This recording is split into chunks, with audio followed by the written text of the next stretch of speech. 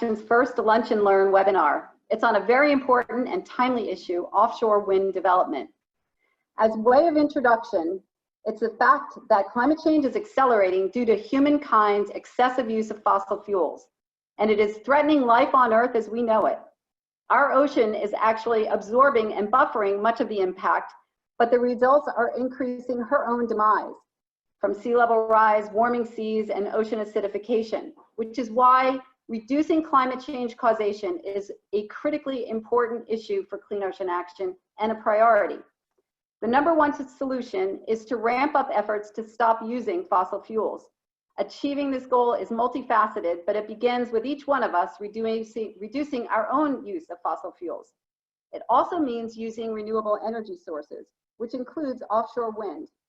Here to talk about these issues is Peter Blair, Clean Ocean Action's policy attorney.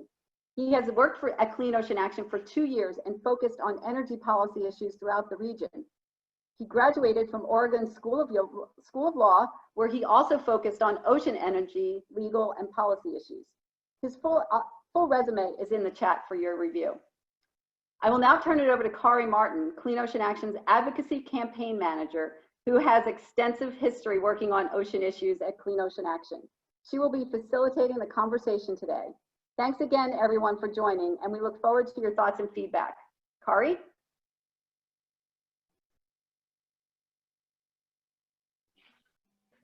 Thank you, Cindy.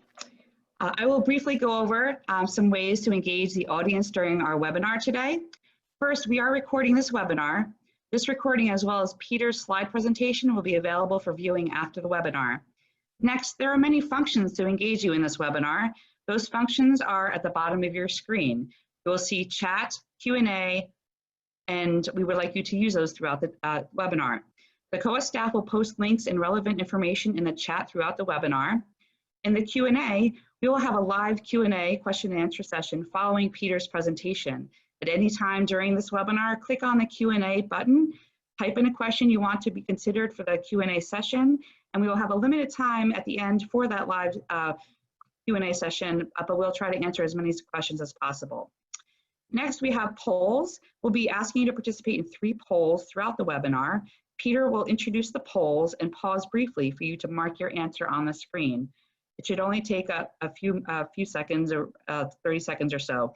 The results will be shared briefly, and then Peter will resume after each poll.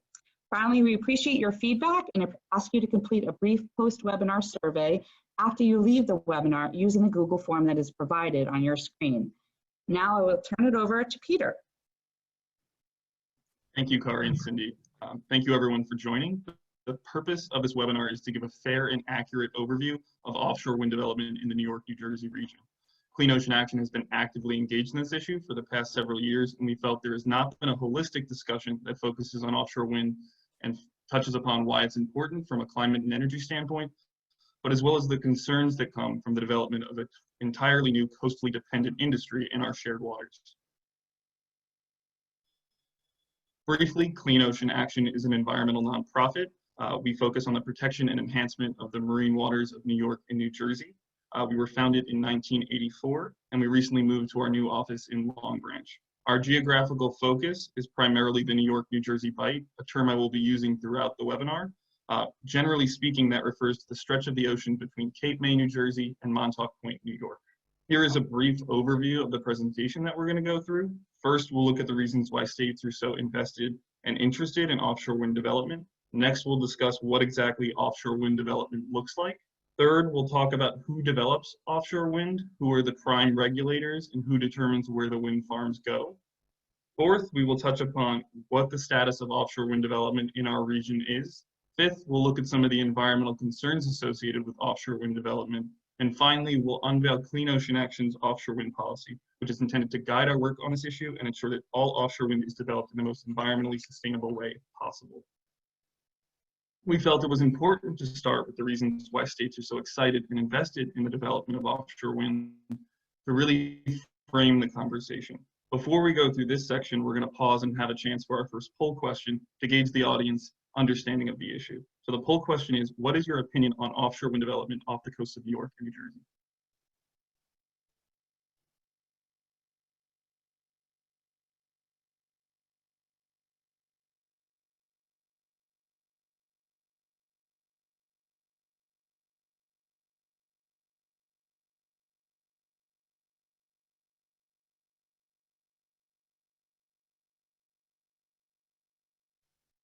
Okay, thank you everyone for filling out the poll. It looks like there's a wide variety of opinions, and I think as we go through the presentation, it will become clear why. So this chart outlines the different state goals and targets that have been developed related to offshore wind. As you can see, numerous states have set pretty aggressive targets for the development of offshore wind in the near future. New York and New Jersey collectively have the largest and are clearly leaders in this area. In total, we're expected to see 22,900 megawatts of offshore wind development by 2035, with New York and New Jersey accounting for 70% of that. So this begs the question, why? Why do states see offshore wind as such an increasingly important part of their energy mix? And there are three main reasons. The first is addressing the climate crisis. The second, which is related, is the ability of offshore wind to be a large-scale, reliable source of renewable energy generation. And then the third is economic development. So first, the climate crisis. So climate change, as Cindy so eloquently illustrated, is real and a constant threat, and specifically a threat to coastal states like New York and New Jersey. There are a couple main indicators that show the impacts we're expected to see and already seen from the climate crisis here in our region. The first is increased temperatures. New Jersey has increased its general temperature about 3 degrees over the last century, and warming is expected to continue, if not accelerate. The second two are increased precipitation, so overall more wet weather, as well as stronger and more frequent extreme weather events. This will increase coastal flooding and dramatically change our ecosystem. The third is sea level rise. Sea level rise is happening more rapidly in New Jersey than anywhere else in the US. According to the NJDEP's most recent report, sea level rise in New Jersey is expected to rise 1.1 feet by 2030, 2.1 feet by 2050, and potentially 6.3 feet by 2100. This picture shows Atlantic City along Arizona Avenue during a coastal storm with some high tides, something that is becoming increasingly common for them. And then the fourth is ocean acidification, which is a term used to describe the reduction in the pH value of the ocean. The ocean is responsible for absorbing roughly 70% of our carbon. So as we've increased our carbon output, the ocean has increased the amount of this intake, drastically affecting the marine environment. This has been responsible for the depletion of coral reefs, as well as significant harms to shellfish populations, something that's a significant concern for the state of New Jersey, as we rank second in economic dependence on shelled mollusks in the United States. So to address the climate crisis, we really need to shift to renewable energy and stop our fossil fuel use first and foremost. And that's where offshore wind comes in. It has a very high capacity factor and large scale ability, and it has other specific plus factors that make it attractive as a renewable energy resource. So New Jersey has set very aggressive and necessary climate goals. They can be seen in the Global Warming Response Act, which says the state must reduce its greenhouse gas emissions 80% below 2006 levels. And then recently we have the Energy Master Plan, which states that New Jersey must achieve 100% clean energy by 2050. So that explains where we are and the roadmap of how the state wants to address climate change. But now the hard work comes where how do we revamp our energy system? So as you can see from this chart here, it's a breakdown of our electric system. So natural gas fired generation is clearly the highest in New Jersey, and renewables, which is down here, is significantly lagging. And the reason behind that is we don't have the space to build large scale renewable generation onshore. This chart shows the largest renewable generators in the state of New Jersey. So you can see our largest solar farm is 28.5 megawatts. Then you have 2 solar farms. The next biggest are about 20 megawatts. And then the sole wind farm in the state, the Atlantic City Wind Farm, is 7.5 megawatts. Now, when you compare this with the 2 leading natural gas-fired power plants we have in the state, it becomes pretty clear why renewables are lagging behind. The Linden Station, which is a natural gas-fired power plant, has a capacity of 1,783 megawatts. And then the next biggest is the Bergen Generating Station, and that has about 1,400 megawatts of capacity. So clearly, these our renewable resources are dwarfed by the output that these can have. Then offshore wind comes in, and it has a much higher scale value. So Ørsted's Ocean Wind Project, the first that's expected to come online in New Jersey, that's going to have a capacity of 1,100 megawatts. So it really can compete with those natural gas-fired power plants. The next plus factor that offshore wind has from an energy standpoint is its location to population centers. So you're able to build this large-scale renewable energy where it's consumed. This isn't really possible in New Jersey because we're the densest state in the nation. And then even in New York, most of the electricity used is in the downstate regions, Long Island and New York City. So you have to build these large renewable energy projects upstate and then have large transmission projects bringing it down. The only other option would be to use smaller distributed resources like rooftop solar, which don't have the same value in scale. And then finally, from just a pure energy standpoint, renewable energy is pretty reliable. It addresses some of the concerns we have with other sources of renewable energy. So the two biggest issues that people point to with renewable energy are its intermittency, which means that it's not a continuous source of energy. You've definitely heard the sayings that the sun needs to be shining for solar and the wind needs to be blowing for wind. Offshore wind has pretty reliable wind speeds, so that kind of deals with that reliability issue. And then the second is that it's non-dispatchable, meaning that we can't ramp up production or ramp it down to meet societal needs. Offshore wind also addresses this by data that has shown that it tracks our daily demand patterns with increased wind speeds in the evening when more electricity is needed. And then finally, from a state perspective, there is also economic development. So offshore wind means the creation of the clean energy economy, or at least a significant portion of the clean energy economy. Significant job growth is expected to follow the development of this new industry. This includes manufacturing, assembly, operation and maintenance, and infrastructure jobs. These numbers are from a report released in March 2020 by the American Wind Energy Association. As you can see, the numbers are pretty significant. They're expecting an annual economic output by 2030 of anywhere from 12.5 billion to 25.4 billion. And they're expecting the offshore wind industry to create 45,000 to 83,000 jobs by 2030. And they're basing that off this operating capacity, which if you remember from that chart, is roughly in line with what the states have committed to already. This is something that's very important to the state of New Jersey and was kind of the reasoning behind the New Jersey wind port. New Jersey sees itself as located in a regional hub position where it can help supply not only New Jersey's offshore wind needs, but also the components and jobs that would be associated with the general region's development of this new industry. So recently it was announced that New Jersey will be developing the New Jersey wind port, a $300 million investment in a 200-acre facility on the Delaware River up in Salem County. It's expected to create over 1,500 jobs. So this is something New Jersey is increasingly interested in, and a big reason that it has that aggressive target for offshore wind. So next, now that we understand why the states are so interested in it, we wanted to address what exactly offshore wind is. What does it look like, and what does it mean to say we're going to be developing offshore wind resources? But we're going to take a minute and pause for our second poll question. And that is, how knowledgeable are you about the scope and magnitude of offshore wind energy, which includes large-scale onshore construction, operation, and maintenance facilities?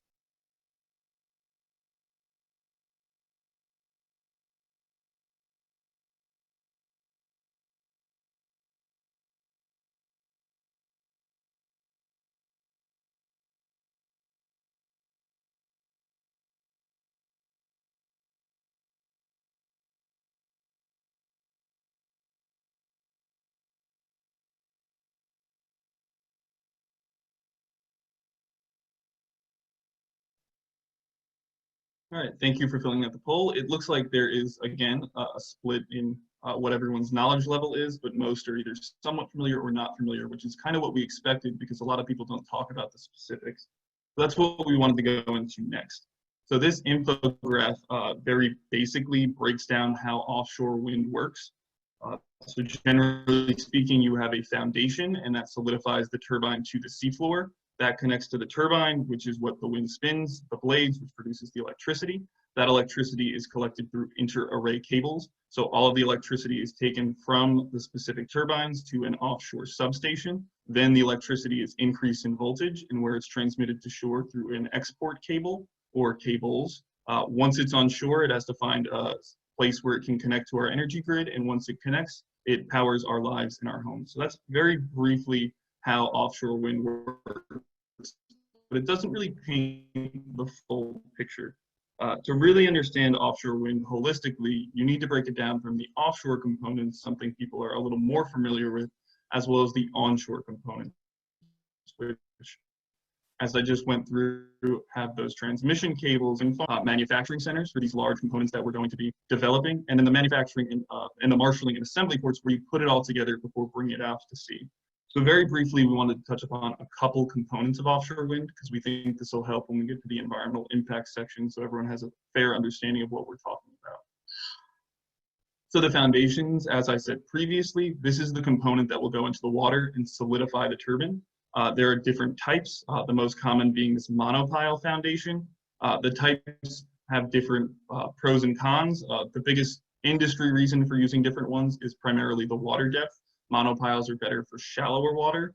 And just to give an idea of monopiles, since they are the most common, they're large structures which are driven into the seafloor through a pile driving technique. They're generally installed anywhere from 30 to 60 feet into the seafloor, and their size ranges quite considerably, but they can be anywhere from 200 to 300 feet tall and weigh anywhere from 1,000 tons to 1,500 tons.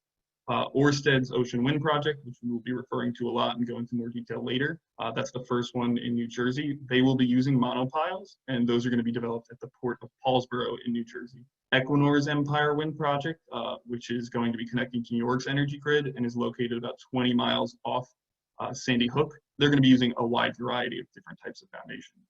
And then this picture just shows kind of how big these really are. So on the left, you have the monopiles, and then on the right, you have these tripod foundations.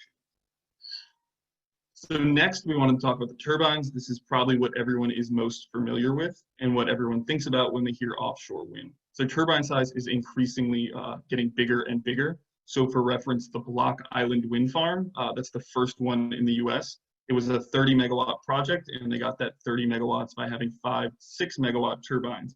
So for scale, those are roughly 325 feet tall. Their rotor diameter, which is the tip from the furthest point on one blade to the next, was about 490 feet. And Ørsted's project, Ocean Wind, will be using the Heliad X 12 megawatt, which is obviously double the size and capacity, but also much, much bigger. For scale, they're 853 feet. They compare it here to the size of the Eiffel Tower and the Chrysler Building. And then that rotor diameter is 720 feet. So these are extremely big components, and they're not even the biggest anymore. This was for a short period of time, but Siemens now has a 14 megawatt turbine. And while we don't know much about the specifics of it, it's in prototype, but expected to be commercially available by 2024. So something we will see as offshore wind develops in the US.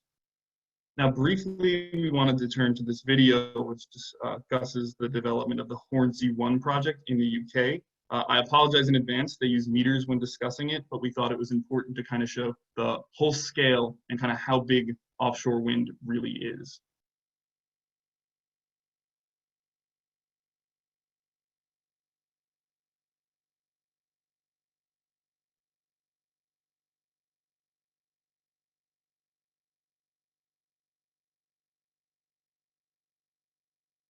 From the air, it looks like a giant construction set, just waiting to be assembled, because that's exactly what it is.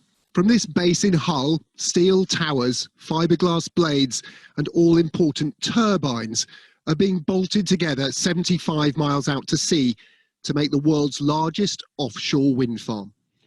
So these sections are the top third of the tower. This is the thinnest bit. It's narrowed up from 8 meters at the bottom through to here at the top. Just a week after the first turbine components left port, it was assembled and generating electricity. The scale has transformed. We're now using much bigger turbines. We're now installing much bigger wind farms. We're also doing it further offshore. We've been able to do this for a much lower cost of electricity, and it's probably the best and lowest cost solution that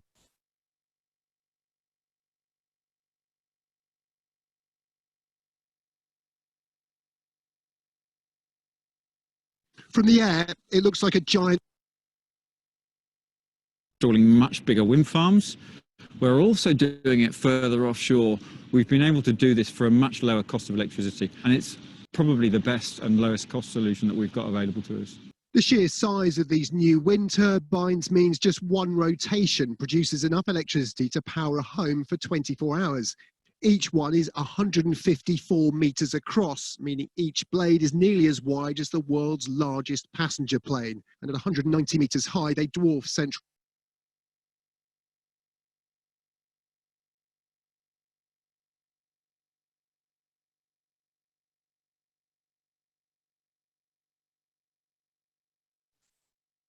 So it looks like we're having a little technical difficulty with the video, according to what I'm hearing.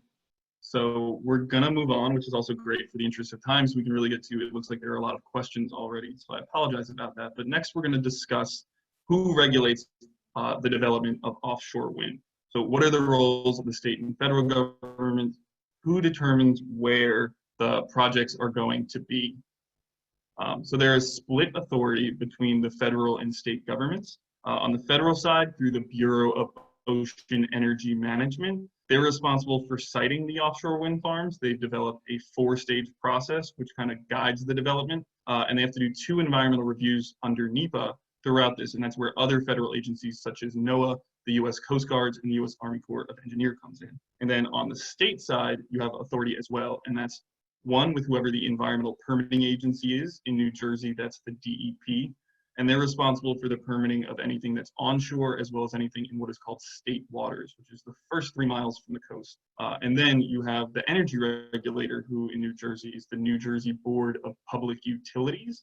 They're responsible for determining who's going to connect to New Jersey's energy grid, who gets to be a part of that 7,500 megawatts that the state wants to see by 2035.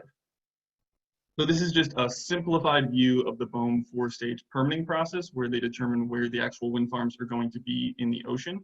So first is area identification. BOEM determines if there's interest in a given geographical region. If there is, they develop what are called draft wind energy areas, which are essentially large swaths of the ocean that they're interested in seeing if developers want to lease. Through a scoping process involving numerous federal agencies and an environmental review, they make these smaller, and eventually they become final wind energy areas. Assuming they pass that environmental review, they move on to the second stage, which is the leasing process, which is BOEM holds a lease sale where the wind energy areas are divided into specific plots, and developers bid on the right for the ability to develop that area for an eventual offshore wind farm. The highest bidder is given the lease. Once you have a lease, you move to the site assessment phase, where the developer submits a site assessment plan to BOEM. This outlines different studies that they will be doing in their lease area to kind of get a good idea of the area they will be working in and inform their later configuration of the wind farm. So once the site assessment phase is done, you move to the final step, which is construction and operation. You submit a construction and operation plan called a COP.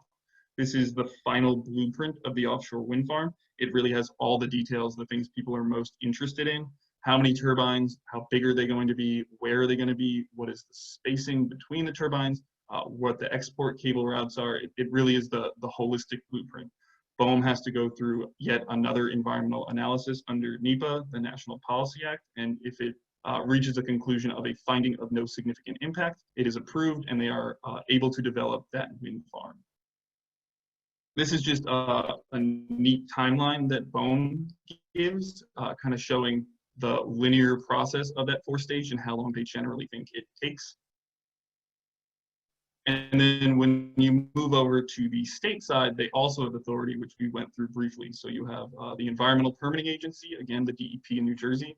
So they're responsible for onshore permitting and that state waters permitting. So that's the cable routes, primarily in state waters, as well as the onshore cable routes, but also those bigger onshore facilities such as operation and maintenance ports, assembly centers, manufacturing ports, kind of those things. And then when you move to the other side, there's the energy regulator, which in New Jersey is the BPU.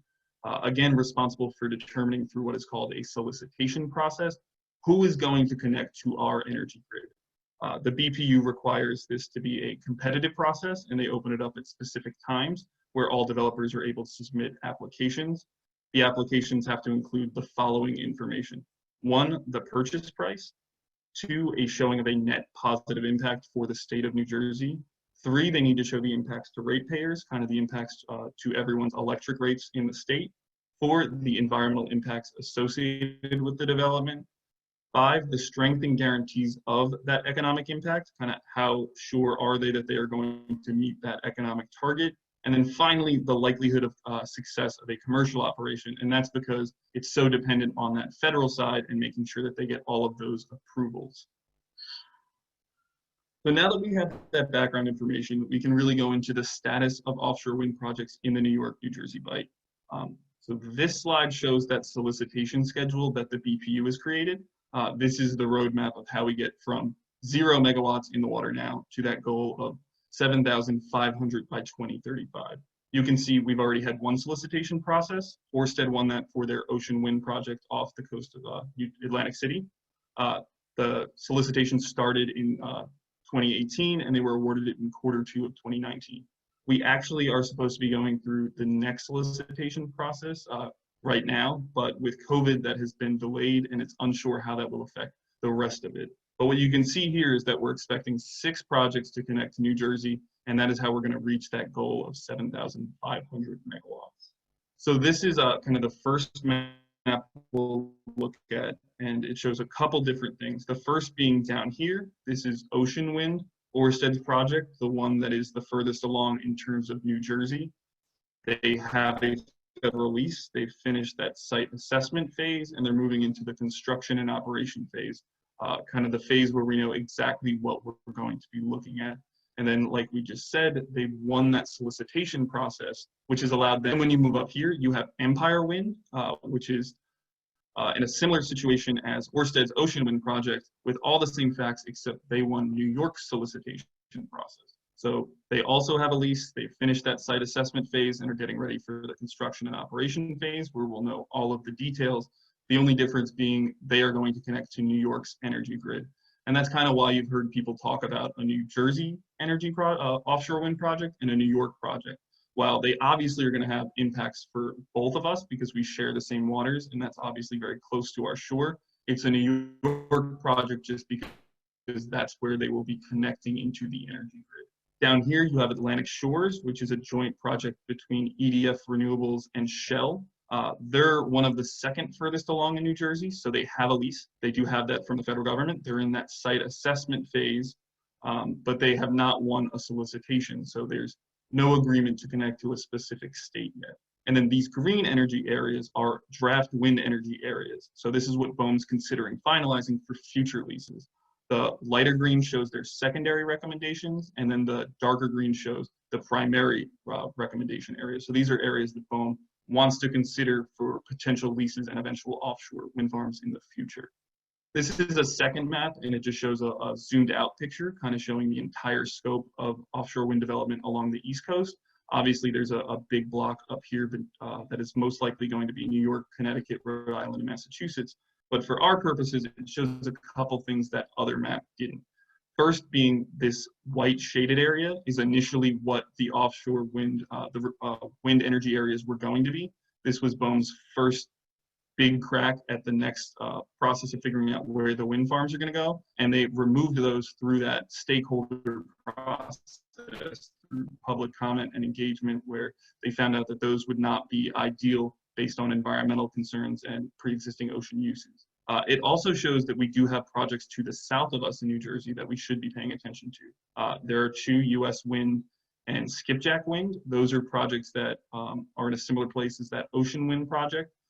They've been leased, and they have agreements actually with the state of Maryland, one for 248 megawatts and then one for 120.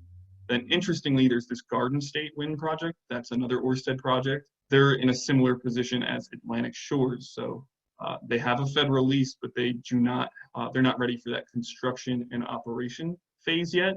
But they theoretically could be part of the next solicitation process in the state of New Jersey. And then we kind of want to just focus on the 2 projects that are the furthest along and what we do know about them so far. So this is Ørsted's Ocean Wind, again, the project that's coming online in New Jersey. It's 15 miles off the coast of Atlantic City. It's going to be 1,100 megawatts. As we saw, they're using that 12 megawatt turbine, and to reach that 1,100 megawatts, they're going to use anywhere from 90 to 110 turbines. Construction is expected to start in 2021, so next year. And then operation is expected to be producing energy by 2024. The two connection points that it seems like they're going to be using in the state of New Jersey are Oyster Creek, as well as potentially the BL England site. They're manufacturing those monopiles will be in the port of Paulsboro up on the Delaware. And then the assembly location where they're going to put it all together will be the port of Baltimore. Their operation and maintenance site will be in Atlantic City.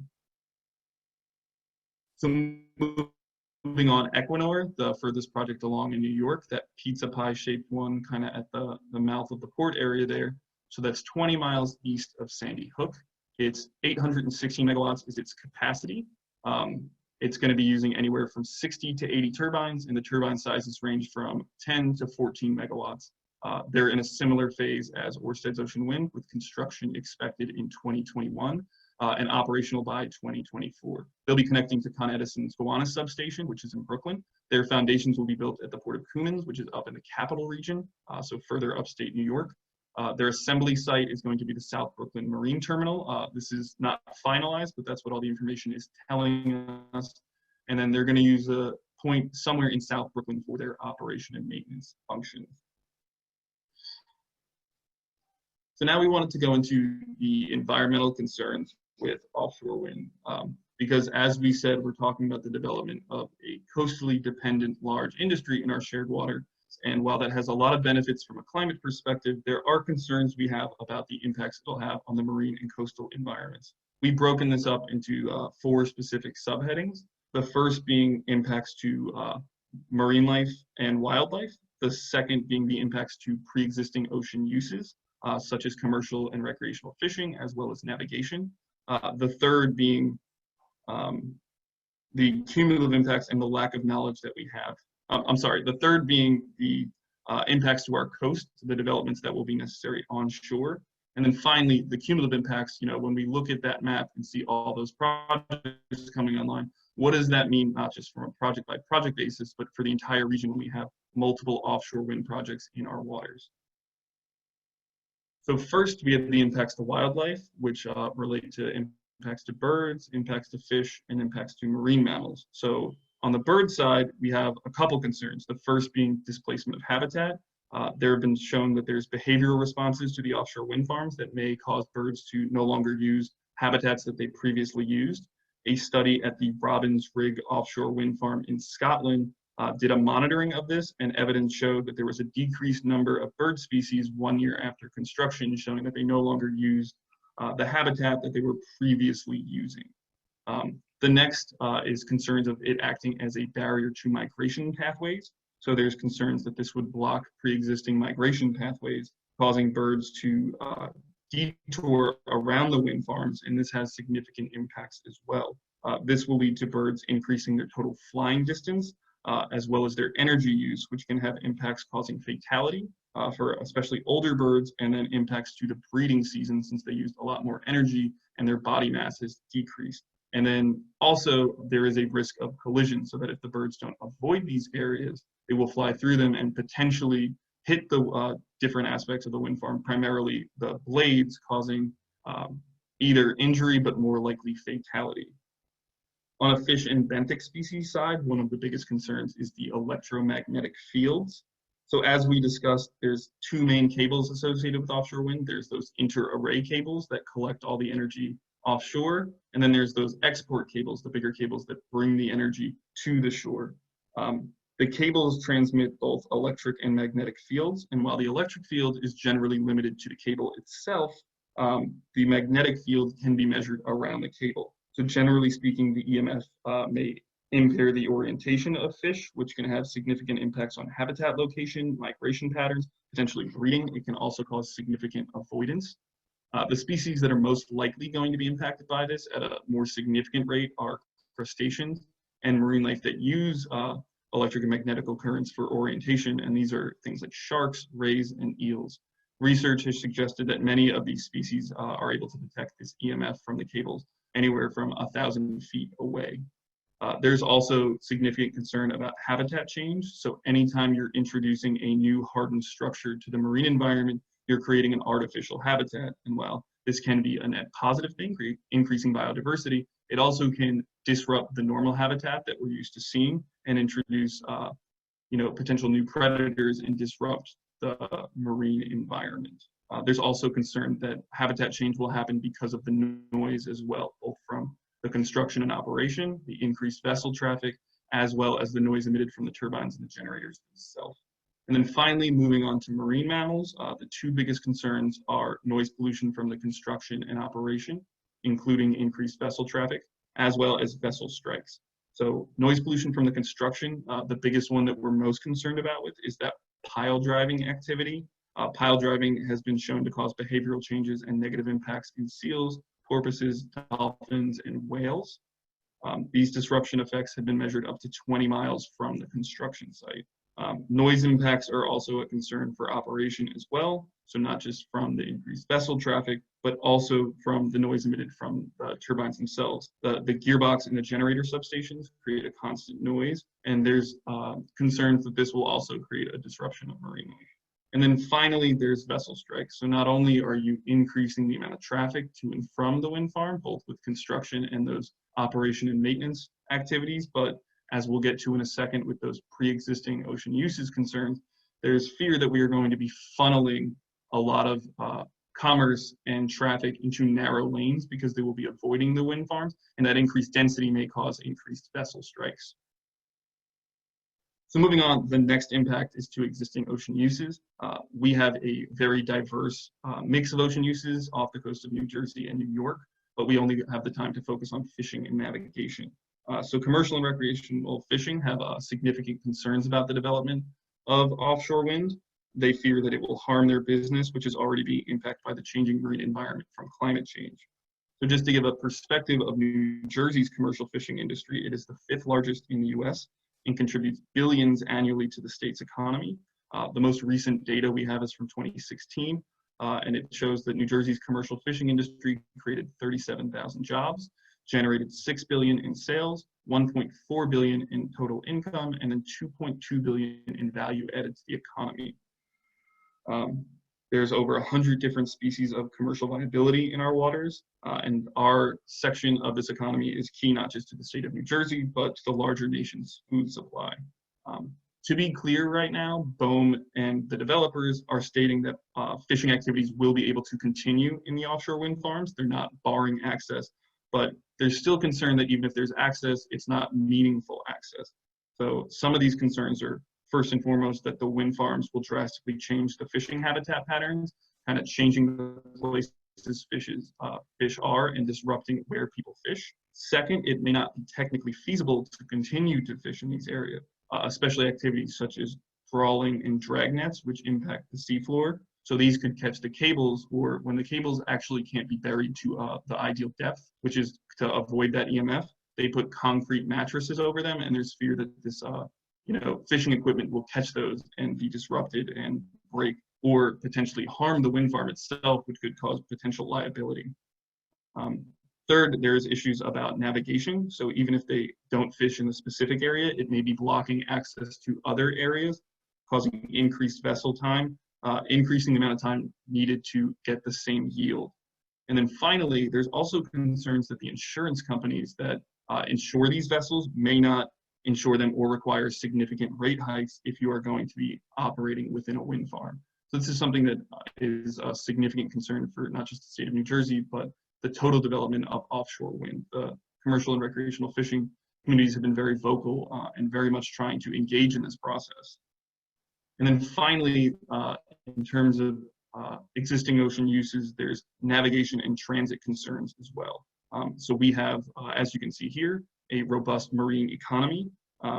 There is fear, as I talked about before, that when you're putting these wind farms there, you are going to be channeling this commerce and this marine transit into smaller corridors, creating increased vessel density. This is a very specific concern for us because we have the Port of New York and New Jersey. It is the 3rd largest port in the entire US and the largest on the East Coast. They handle over 10,000 deep draft transit vessels every year. And what we're specifically concerned about at Clean Ocean Action is the safety concern this has. And from an environmental standpoint, you can see that this becomes clear when you see what the port deals with. So it's the largest petroleum port in the US. It also receives a significant amount of plastics, chemicals, pharmaceuticals, and other materials where if there is a spill, it would be extremely detrimental to the ocean environment.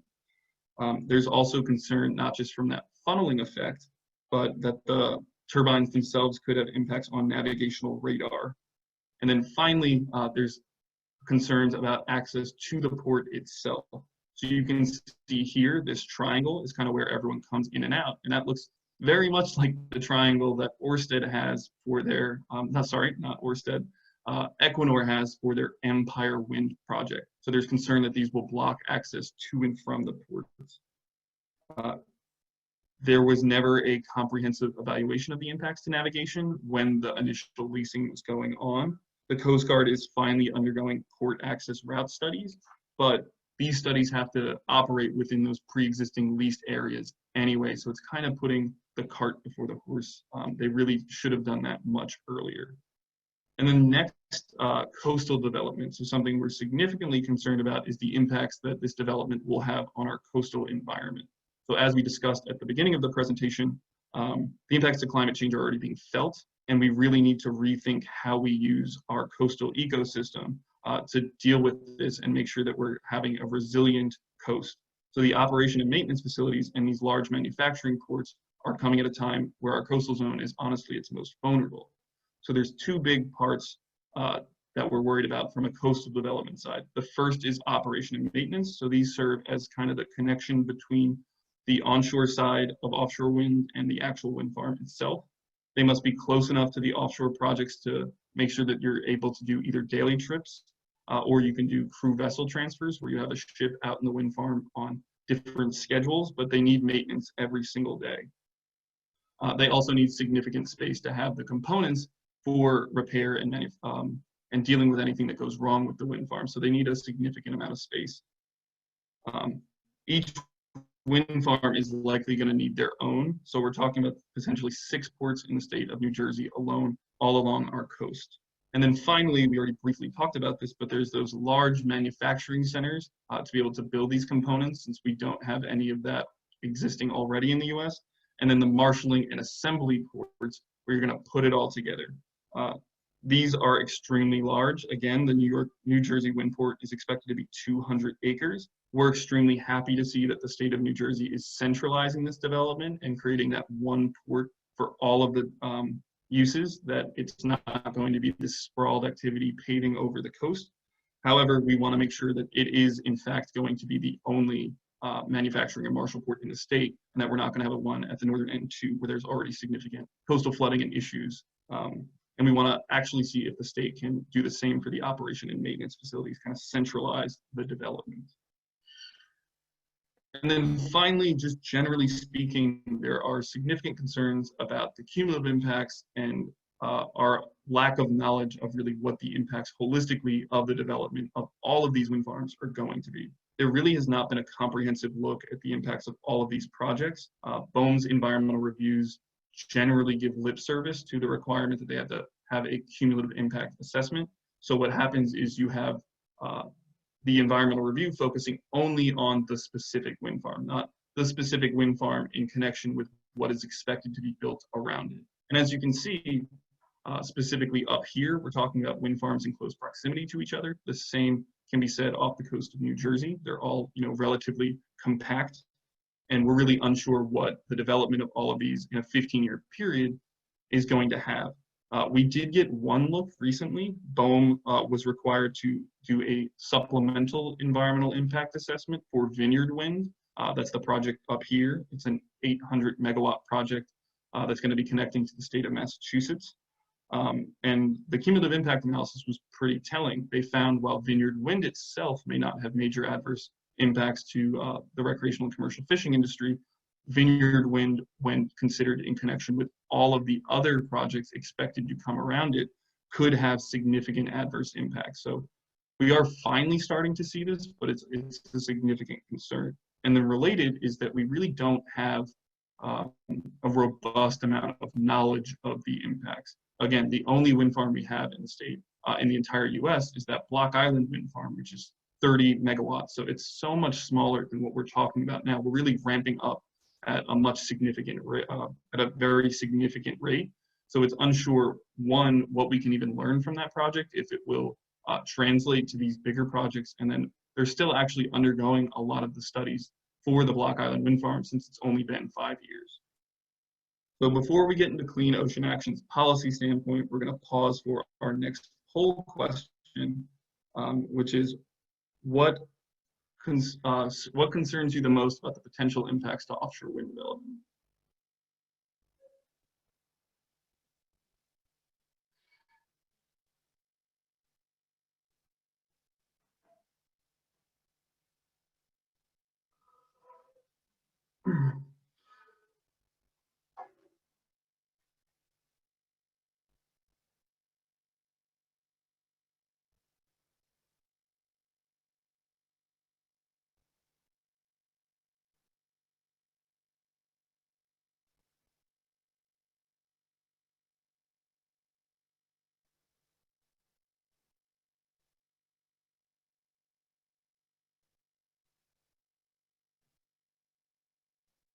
Okay, it looks like most people have completed the poll, and the biggest thing people seem to be concerned about is the impacts to marine life, but there obviously are those other concerns.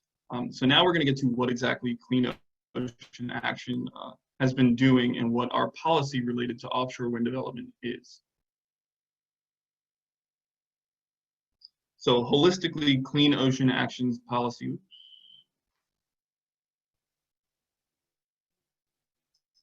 Slight technical difficulties.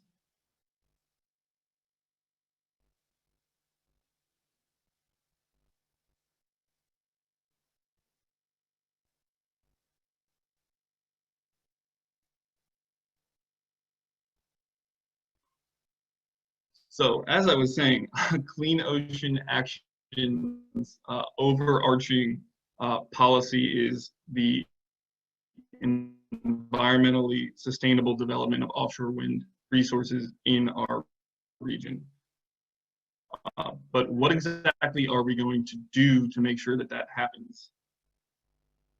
Looks like there's still some technical difficulties. So to make that more manageable, we've really divided our offshore wind policy into 8 separate segments. The first of which is going to be dealing with Clean Ocean Action does best, and that is to that is to be critical yet fair in our evaluations of offshore fuels and how urgent that is from a climate perspective, but we cannot ignore the legitimate concerns of the development of this new coastally dependent industry. We hold ourselves to a high level of accountability, and we expect the same from other states and the state of New Jersey, as well as the offshore wind developers. Next, we really want to minimize the need for offshore wind development by aggressively prioritizing and implementing energy efficiency and conservation strategies. A report by the Council on an Energy Efficiency Economy found that new efficiencies in transportation, building, and the industrial sectors can be 50. That can get the US essentially halfway to its climate goals. Furthermore, energy efficiency and conservation strategies account for the most cost-effective means of reducing our carbon footprint. Specifically, what Clean Ocean Action will advocate for and what we want to see is aggressive energy efficiency resource standards for all New Jersey utilities, and we want to see that implemented in a meaningful way.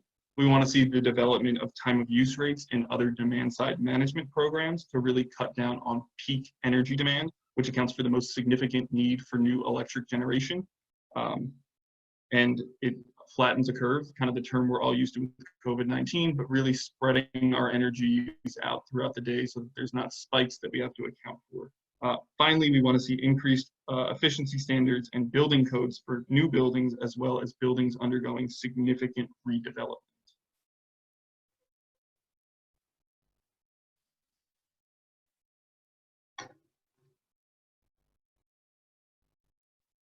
Next, Clean Ocean Action advocates for a holistic approach to clean energy. As you saw at the beginning of the presentation, we understand the benefits that offshore wind has from a renewable energy perspective, but we can't have the state be myopic in its approach to clean energy. That's not a resilient approach, and we can't really put all our eggs in one basket. The state can and must do more to address onshore renewables, and we think this can be done through creative solutions. So while solar can't be developed at necessarily the same scale, there are ways the state can really increase our solar capacity.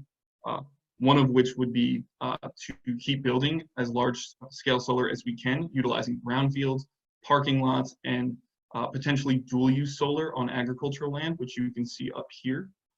We want to see a requirement that all new warehouses, large homes, and residential buildings have solar on them. The state of California passed this. It's a legislative mandate that went into effect this year. It's the first year where they're having that requirement actually be mandated. And then we want to see a better pricing mechanism for solar energy to really make it more cost effective for consumers while highlighting the benefits that it has from an energy standpoint. We think that will allow homeowners to really want to invest in solar energy for their rooftops. Next, we really want to make sure that we are avoiding the harm, and we do that through proper siting of offshore wind resources. Clean Ocean Action will work to make sure these are properly sited so they do not conflict with pre-existing ocean uses or marine life. We will do so by engaging our network of over 125 ocean and coastal organizations and work at both the state and federal level through those different pathways that we discussed earlier. To date, Clean Ocean Action has met with all 3 prospective developers of offshore wind. So that's Ørsted, Equinor, and EDF and Shell. And we are going to continue to be engaged with them. And furthermore, we are going to engage and have been engaged in the BOEM process on those wind energy areas to make sure that these specific areas are environmentally sustainable and properly sited.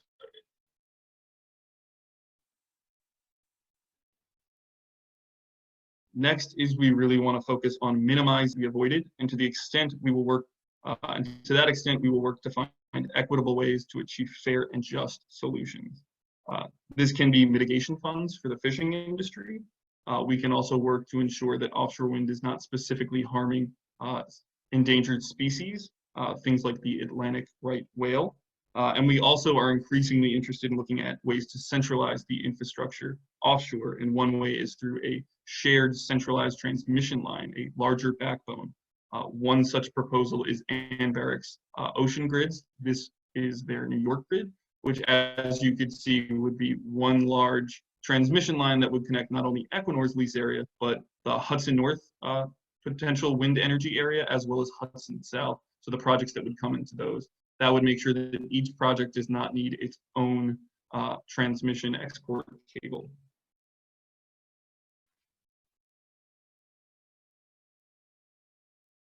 Next, we want to make sure that we ensure the responsible onshore development as well. We will work to make sure these land-based facilities are designed and developed to reduce their overall impacts. Specifically, we will advocate that they be designed to reduce their overall footprint, to be climate resilient since they will be on the coast, to be as energy efficient as possible so they're not drastically increasing our energy needs, and then they're sited in environmentally preferable and sound locations. And again, we want to make sure that they are in fact centralized and that we are having one area develop, not the entire coast. Then finally, we really want to and need to see comprehensive planning. So we are going to ensure that the state develops a comprehensive plan that provides a full and fair analysis of the cumulative impacts of multiple offshore wind projects and to make sure that the permitting decision for offshore wind are following that plan. So the first step that is coming from this is recently the New Jersey Offshore Wind Strategic Plan draft was released. That was released by the BPU on July 13th. They're having a public meeting on August 3rd, 2020, and the public comment period for it lasts until August 17th. I believe Ali and Kari are putting the information about that in the chat. And then finally, Clean Ocean Action will leverage our experience to gain results. We have been a leader in coastal and marine advocacy for the past 30 years. We will leverage our reputation, history about the full scale of offshore wind development so that they can make environmentally sound decisions. And then that concludes the presentation portion of the webinar. And with what time left, we will go to question and answers.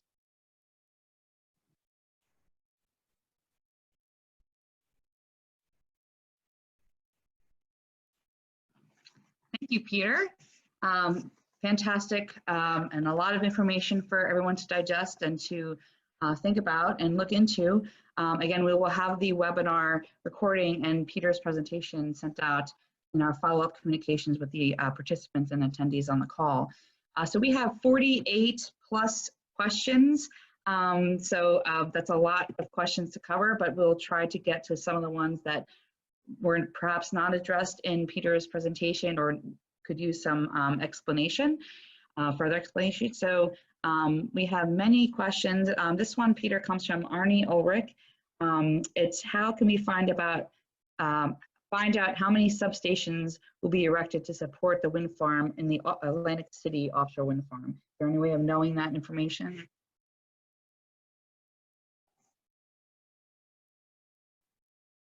That's a terrific question.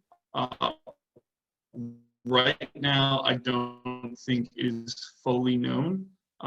You can contact Ørsted since they're the lead project developers for the Ocean Wind project. And we should be getting all of that information through that construction operation plan they will be submitting. So that is a public document. Anyone will be able to access that, and it will really give all of the details for that specific project. But currently, I don't believe we have that answer. Thank you. And Peter, from Mary Riley, how would offshore wind have to plan for sea level rise? That is a terrific question as well. Definitely planning for sea level rise, you need to make sure that all of the onshore facilities are resilient. So we're talking about the development of those port facilities, and you need to make sure that they are resilient and not going to be impacts and unusable in the coming years because of sea level rise. So one way would be to make sure that they are protected and have barriers from strong storm events to protect the infrastructure that we're going to be manufacturing. You could use some type of green infrastructure techniques as well to add as a buffer for potential coastal flooding. I don't think that sea level rise will have that much of an impact on the turbines themselves, but honestly, that's something that I don't think has been given enough consideration. So that's something we can definitely look into. Thank you. Peter, who is, this comes from Margaret Barbero, who is deploying these offshore wind projects? Are they government funded or private companies? The developers themselves are private companies. The one that is most active in New Jersey, at least, if you saw from the maps, is Ørsted. They have the 3 projects off the coast of Maryland and New Jersey, as well as Ocean Wind. And then there's Equinor. So they're private companies, primarily companies from Europe who have been doing offshore wind in the European market for several years. In terms of who's paying for them, though, that's where that OREC comes in, that funding mechanism that the BPU does. So just like any other type of energy that we use in the state of New Jersey, it's going to be paid for through the ratepayer process. So it will be built into our electric rates, and that is how it's ultimately going to be paid for. So they essentially put the capital up front and are paid back for their investment over several years through the amount of energy they produce. And that OREC is on, I believe, a megawatt basis. So it's a specific number that they're given and what the state will pay them per 1 megawatt of electric generation. Peter, this one from Eleanor Gruber, where will the blades actually be manufactured?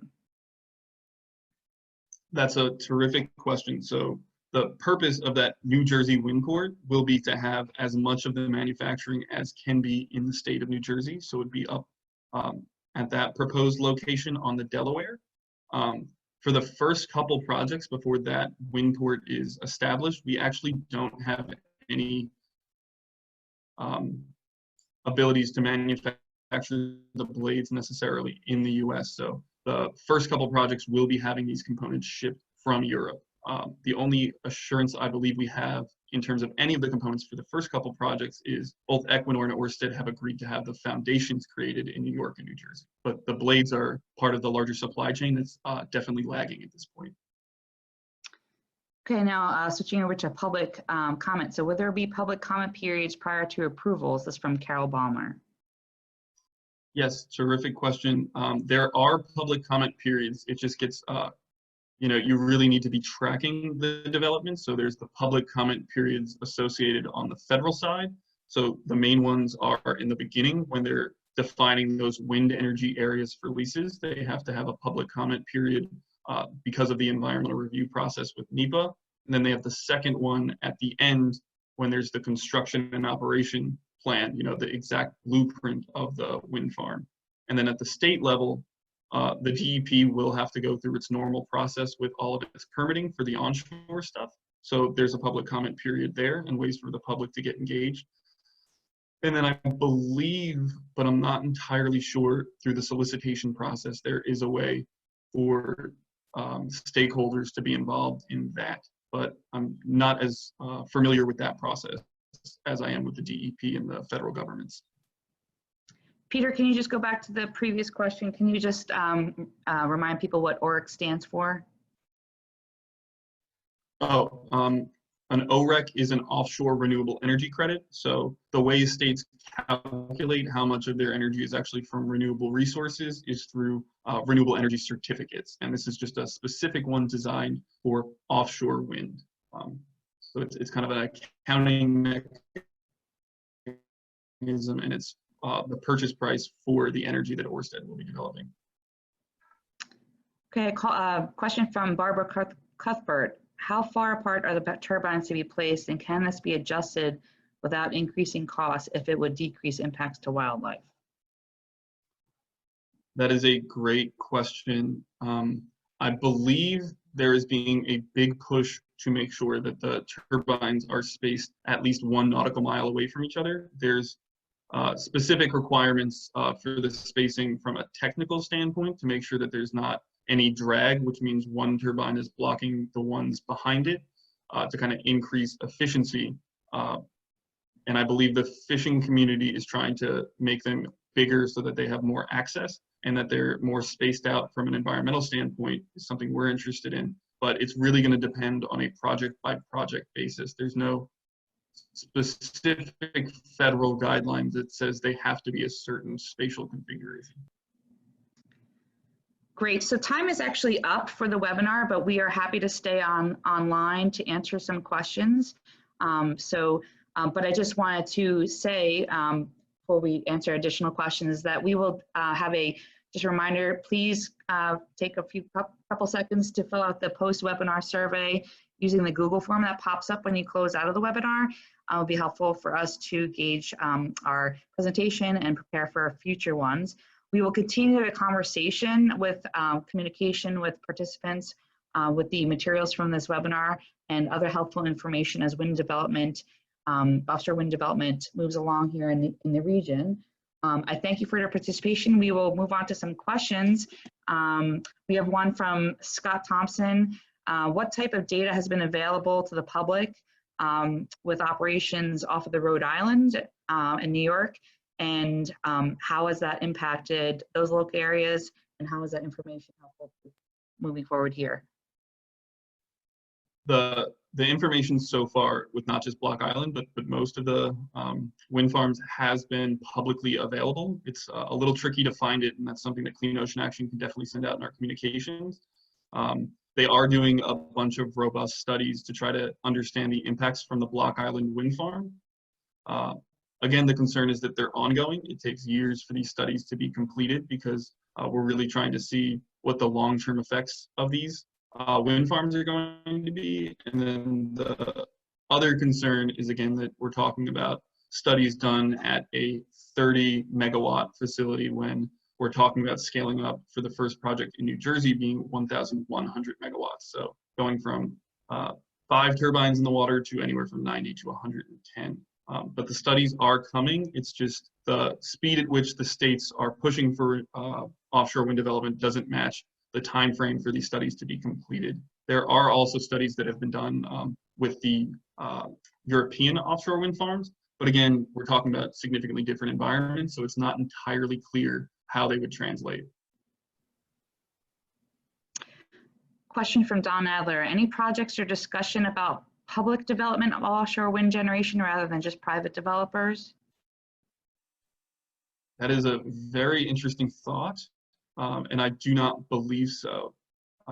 That is definitely in the hands of these developers. I don't believe there's been any discussion about either the state or the public being the developers or having ownership over the wind farms, and I don't believe that's been done anywhere. It's primarily been similar to the way we develop other energy resources, where it's, you know, a large company. Specifically related to the state draft strategic plan, there's a question from Marianne Clemente. Are they having only one public hearing? Yes, that is a terrific question. It does seem like they're only having one public hearing. Not to put the BPU and the state under fire too much, but they actually were initially only giving us 2 weeks for public comment and 1 week from when it was released to when the public meeting is going to be. So a lot of environmental organizations and the fishing communities really pushed them to extend it, and that's why we have the dates we do now. But they are only, as of now, only having that one meeting and then the ability to submit written comments by August 17th. So it does not seem like it is meeting the requirements of a fair and transparent process, especially for something that is so critical to the development of the offshore wind industry in the state of New Jersey. Question from Glenn Arthur. What is the lifetime of a turbine expected? This is a really good question, and one I should know the answer to, but I don't think I have an accurate answer, and I don't want to misspeak. So I can look into that, and we can send that out with some follow-up communication.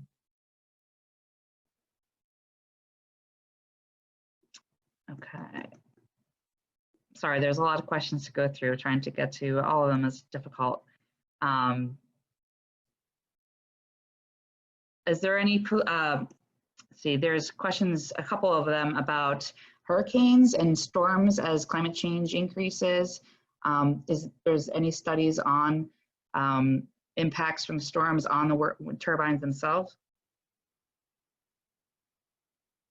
Not that I am aware of, and that's something that definitely should warrant more study. And that goes to the question we had about the sea level rise, but in climate in general, I mean, we're expecting to see a lot more of those extreme weather events. And we've already had, you know, one tropical storm in New Jersey already this season. So I don't believe there's been much study of that to date. And it's kind of very tough to even see how they would do that, because we don't even know how these larger projects will fare in the Atlantic marine environment, since we only do, again, have that one project as of now. So that's something that definitely warrants a lot more consideration. Excellent question. Another question was, is our grid up to date enough to maximize energy sourced offshore? The short answer is definitely not. Not just New Jersey, but the US's energy grid is significantly outdated. It definitely needs to be modernized, and I believe a requirement of the offshore wind developers is the connection points that they pick. They have to be responsible for the grid modernization and making sure that the specific points they pick can handle such a large influx of energy capacity. And Ørsted has partnered with PSE&G for this. And the reason that they chose that BL England site and the Oyster Creek generating site is that they at least are close to being able to handle that capacity, because they're old energy facilities, but they will need significant updates. And it'll get even more complicated when we're talking about energy storage, which is something hopefully these projects will have from a resiliency capacity. Okay, and another question regarding laying the transmission line. Is there an issue regarding pollutants being released from the seafloor or on laying transmission line? What about the issues with radioactivity on seafloor from nuclear plant near Atlantic City? The two questions, really, sorry. That is a great question, and I think there definitely are going to be concerns, and those will come up when we finally see what the exact cable routes for some of the projects are going to be. So that'll probably be evaluated on a project-by-project basis, and definitely would fall under that big environmental review process that the federal government and BOEM has to undergo. But we do have a very industrial coast. There are significant concerns about what is in the sediment. It's not necessarily a dredging technique. It is primarily horizontal directional drilling that they are going to be using to lay the cables. And I don't think I said it in the presentation, but I believe the optimal burial depth that they're looking for is about 6 feet. Do you know where in the world is the biggest offshore wind farm located currently? I do not. I believe it's that Hornsea project, which again, I apologize about the video cutting out. That is a multi-staged offshore wind project off the coast of the UK. I think it's that one, but I'm not entirely sure. But the scale really has only started to increase very recently through technological breakthroughs, specifically with how big they're able to make these turbines. There's a few questions. I'll bulk them together and answer them myself, actually, or Peter, you could add. So the meeting, the public hearing for the strategic plan for offshore wind energy for the state is in the chat. There's information. We will also include it with the links to join and how to join the hearing itself. Peter, it's going to be in via Zoom, correct? Or via the virtual?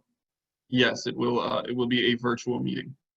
And so there's instructions on the links from the state itself saying how to join and how to register for that ahead of time. I think we have time for maybe one or two more short questions. Peter, do you know of any reaction or input that has been received from elected officials in the Monmouth and Ocean County area, or maybe even beyond, since the projects are down south as well? To my knowledge, I do not believe we know of any hard and fast input from any elected officials in Monmouth County or down south. I'm definitely not as familiar with, but I can't think of any firm stances that we've heard from elected officials as of now. But that's something that people should definitely be engaged with their local officials on.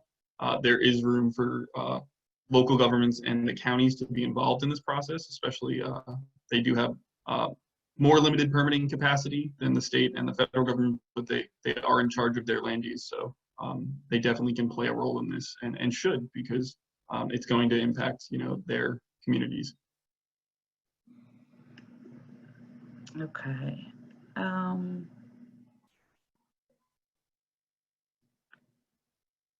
Do you know what the anticipated time frame is for submitting an application by a developer to the project completion? It is hard to say at the current moment because you have that one federal agency, BOEM, responsible for all of the offshore wind development. So as you saw from that map, there's quite a lot of them. And there's actually even developments now off the West Coast with floating wind technology. The reason they're not seeing the developments we're doing is because they have much deeper water. The BOEM slide I had up previously kind of outlines, which I don't think I can get back to, what they believe their timeline is, which I think is, roughly anywhere from 2 to 4 years. And that kind of tracks with the solicitation process that the BPU has developed, with a solicitation every other year, and it taking about 3 years from the construction point to the operation point for their purposes. But there's unfortunately no hard and fast answer to that. Okay, thank you, Peter. That was a lot of information, and I put you on the spot for many of those questions, so I'm sure it's very much appreciated. Cindy Ziff would like to come back on if she turns on her video to wrap up.